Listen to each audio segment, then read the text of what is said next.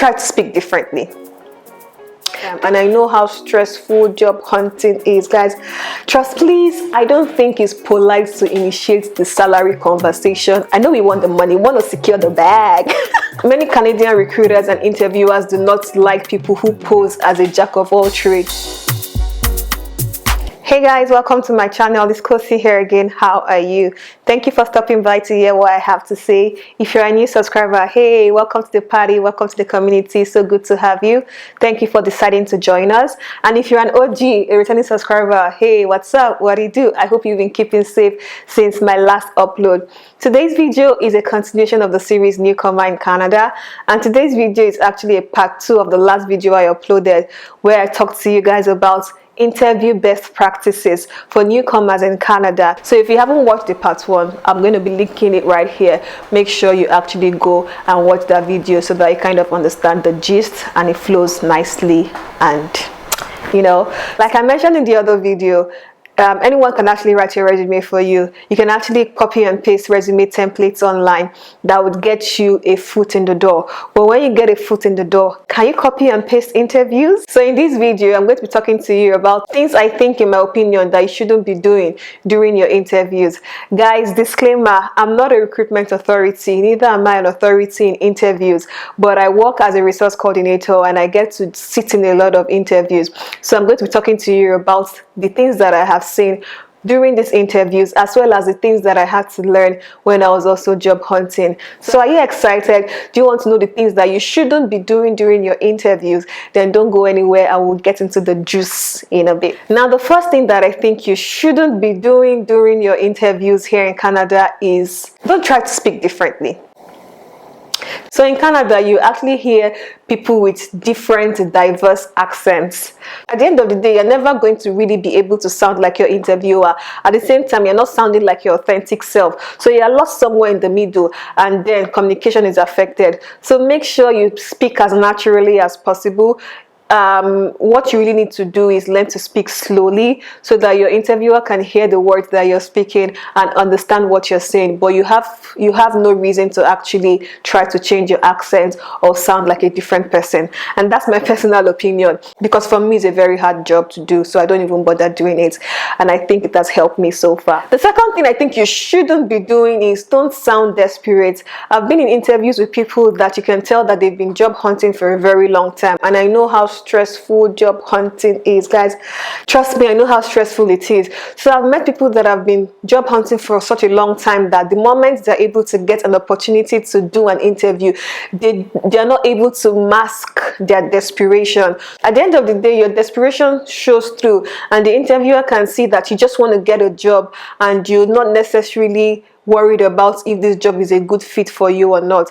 One thing that many recruiters and interviewers here in Canada are always worried about or are always concerned about is this person a good fit for this job and for the company? So if they see that you're not even paying attention to the fit, you just want a job. If they say, can you start tomorrow? You say yes, yes. If they say, can you take a pay that is less than market rate? You say yes, yes.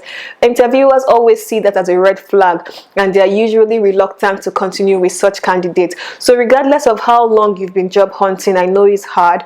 Try to not sound too desperate with your recruiter. Take it easy, one step at a time. If that job is meant for you, it's going to come to you, and if it doesn't come to you, not to worry, there'll be other opportunities in the future. Another thing that I've also noticed in the Canadian workplace here is that many Canadian recruiters and interviewers do not like people who pose as a jack of all trades. So you see someone whose career path is actually human resource management, but that same person also understands change management. That same person also understands procurement. That same person also understands accounting. That's because when many of us work with smaller firms, we are exposed to so many different skill sets that at the end of the day, we've picked up so many things in the course of our career. Now, when you walk into your first interview in Canada as a newcomer, I think it's very important to not pose as a jack of all trades, to say, oh, do you have an accounting job open? I can actually do it. Or do you have HR? I can also do HR. Or do you have procurement? I can also do procurement. It will seem like you, number one, you're not very sure about what you want to do with your career, and number two, you don't have in-depth experience and knowledge about a specific area because you've been doing too many things. So many Canadian recruiters like to see that this person has been doing this particular job for the past 15 years and really does understand the job. They prefer someone who is a guru in a particular area as against someone who has very shallow experience in several different areas. So please don't pose as a jack of all trades. If you're going in for an interview for an accountant's job, just focus on your accounting job. I mean, it might be helpful to also mention to the recruiter that you understand how each of these different departments still work, but what you're really interested in is accounting, and that's what you need to actually focus on. Starting with your resume, make sure that you tailor your resume to fit an accountant's job role or a HR manager's job role. There is no need putting accounting, HR, change management, procurement, all of that in one resume. The recruiter is going to be confused, and guess what? Your resume is going out the window. Another thing I think you shouldn't be doing is having an answer for every single question. It's okay to say, I'm sorry, I do not know the answer to this question. Number one, it shows that you're being genuine. It doesn't come off as a sign of desperation. If a recruiter asks you a question, it's okay to say, I don't know this answer. Can I come back to you with this another time? You don't have to imagine if a recruiter asks you a question and you do not know the answer to the question, but because you feel the need to say something, you start discussing something that's off point from what the recruiter is asking you. That's awkward. Number one, the recruiter wouldn't even know if the problem is that you did not understand the question or that you do not know the answer to the question. So be as natural as possible. It's okay to say, I don't know the answer to this question. I can come back to it another time. Or can you rephrase? Or I'm not sure I understand what you said. It's okay to not know everything. You don't have to know everything. Please, I don't think it's polite to initiate the salary conversation as an interviewee. I know many of us at the end of the day, we are really just trying to make a living. So knowing how much this job is going to pay you is an important factor to help you decide if you will take the job. But I don't think it's appropriate for you to initiate the salary conversation by yourself, because again, like I said earlier, it will make you sound like you're being desperate or you just here for the money. I've actually had interviews with someone before. It wasn't even an interview, it was just a pre-screening. And the first thing he asked me is how much. You've not been able to even show to me that you can do this job. I do not understand your skill set. And the first thing you're asking me is how much. But I know that some recruiters would definitely take your name out of the list, especially when they have a long list of candidates that they're interviewing, or maybe they even realize at the end of the day that maybe you're not even a very good fit for the job. You can imagine how frustrating it would be if you were the recruiter. So please do your research about the salary expectation for that job role in the industry, but wait for your recruiter or your interviewer to initiate the conversation before you make your contribution. I know we want the money, we want to secure the bag. We all want to secure the bag, but then again, you want to do that appropriately. So the last point that I want to make about things that you shouldn't be doing that's closely related to being desperate is in a case where you interview for a job where compensation and salary was not discussed yet, so you don't know what the compensation and salary is yet.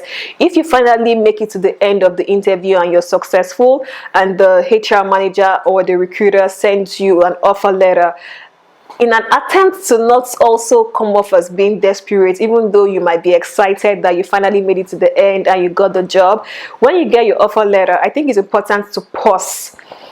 Many of us make this mistake that out of excitement we say, oh yes, I accept.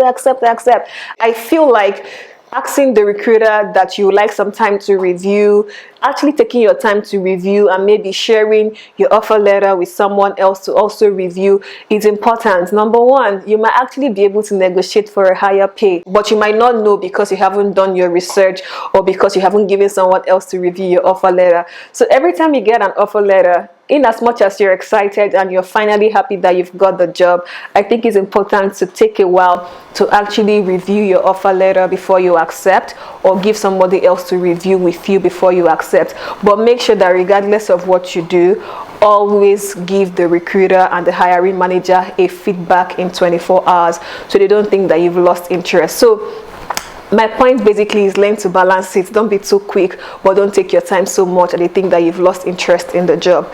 It's all about brand management and presenting yourself in a professional way, so that when you finally get the job, they'll still have respect for you even after the interview. So that summarizes everything that I think you shouldn't be doing during your interview when you are job hunting as a newcomer in Canada. Like I said, this is part 2 of the video that I released before this one that talked about things that you should be doing during your interview for you to secure that job, for you to secure that bag. At the end of the day, what you really need is what will get you the job. So if you think these tips are helpful and they will get you the job, please by all means make sure that you implement them. And if you think that some things don't sit right with you, that's still okay, that's fine. So that brings us to the end of today's video.